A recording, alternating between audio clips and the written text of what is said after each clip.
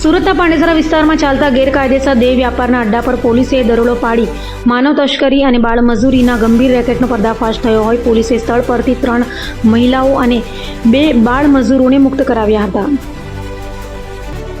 સુરત શહેરના પાંડેસરા વિસ્તારમાં ગેરકાયદેસર રીતે ચાલતા કૂટણખાના પર પોલીસે સફળ દરોડો પાડી દેહ વ્યાપાર અને બાળમજૂરીના ગોરખ ધંધાનો ભાંડો ફોડ્યો છે. વાત એમ છે કે પાંડેસરા ગુજરાત હાઉસિંગ બોર્ડની બિલ્ડિંગના પ્રથમ માળે લાંબા સમયથી ગેરકાયદેસર કૂટણખાનું ચલાવવામાં આવી રહ્યું હતું.